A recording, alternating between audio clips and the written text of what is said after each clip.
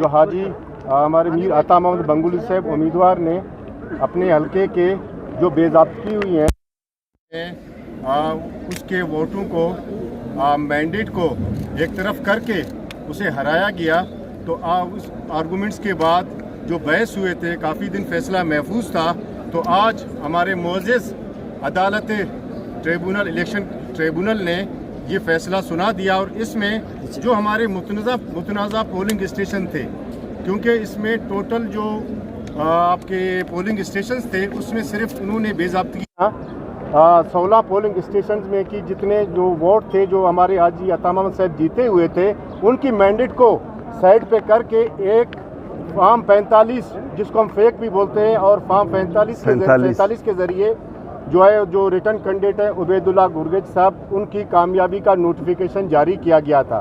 तो इस हवाले से हमने एक जामे इलेक्शन पटिशन चलाई और जो आज इलेक्शन ट्रिब्यूनल ने फैसला सुनाते हुए हमारी इस पटिशन को, हमारी इस बहस को और हम हाजी साहब की काविशों को जो उन्होंने शहादत जमा की, अप्रिशिएट करते हुए, तारीफ़ करते हुए कहा कि जी आप लोगों ने अपना केस अपने शहादतों के ज़रिए साबित कर दिया है। लिहाजा ये जो इलेक्शन जो हुए थे PB 44 कोयटा 7 के मीर अता मोहम्मद बंगुली के पटिशन को हम एक्सेप्ट करते हैं। और जो मुतनाज़ा 16 पोलिंग स्टेशन है जिसमें फॉर्म 45 को टेम्पर करके चेंज किया गया, इसमें दोबारा इलेक्शन के हुक्म जारी फरमाए और इलेक्शन कमीशन को ये हुक्म दिया है कि आप फौरी इलेक्शन का शेड्यूल अनाउंस करके दोबारा 16 पोलिंग स्टेशन में इंतखाबात करें। और जो रिटर्न कैंडिडेट उबैदुल्लाह गुरगेज साहब थे उनकी नोटिफिकेशन को उन्होंने डी-नोटिफाई कर दिया जी। और हम इसके जो हमारे मेरा टीम है यहाँ पे शबीर शेरानी साहब, खलील खटक साहब, बिलाल मोहसिन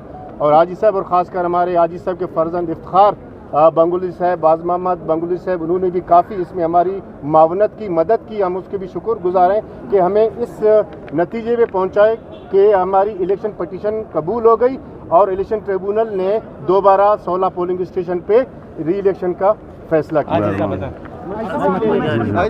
चलो बिस्मिल्लाहिर्रहमानिर्रहीम। सबसे पहले तो मैं मीडिया के तमाम दोस्तों का बेहद मशकूर हूँ कि आज वो बड़ी तादाद में यहाँ आए और हमें कवरेज दे रहा है। मैं आप तमाम दोस्तों का बेहद मशकूर हूँ।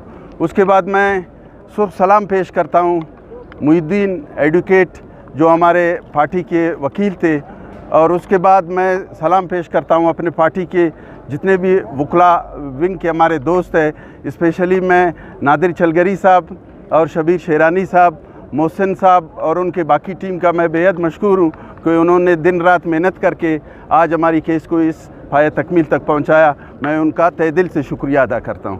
मैं अपने हल्के के तमाम वोटर्स सपोर्टर्स का भी बेहद मशकूर हूँ और उन ख़वातीन का भी मैं मशकूर हूँ कि 8 फरवरी का जो इलेक्शन के बाद हमने DC ऑफ़िस, RO ऑफ़िस के सामने जो धरना दिया था, हमारे ख़वातीन और हमारे भाई, हमारे बुज़ुर्ग, हमारे पार्टी के दोस्त जो 17 दिन तक एहतजाज करते रहे, मैं उनका भी तहे दिल से शुक्रगुजार हूँ।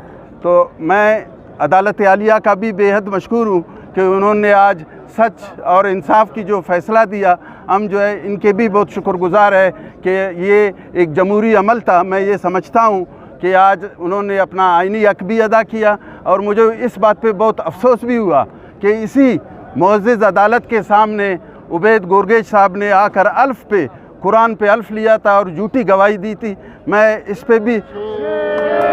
मुझे इस पे भी बहुत बड़ा अफसोस होता है। हार जीत इलेक्शन का हिस्सा है, ये जमहूरी अमल है, इसमें हम हारते भी है, जीते भी है। क्योंकि मैं पहले 2 दफ़ा हार चुका था लेकिन इस दफ़ा मैं भारी अक्सरियत से जीत चुका था। मैं RO जो हमारे हल्का PB 44 का जो RO था रियाज नासिर, उन्होंने जो बदनवानी की, उन्होंने जो हमारे साथ जुल्म किया, हमारे हल्के के अवाम का जो मैंडेट चोरी किया, और मैं इनको ये बताना चाहता हूँ कि इस तरह की अमल से आप अपने आप को रोकें। तो मैं इंशाअल्लाह अपने अवाम की खिदमत के लिए, अपने दोस्तों की खिदमत के लिए और पार्टी के डिसिप्लिन की पाबंदी करूँगा। Thank you.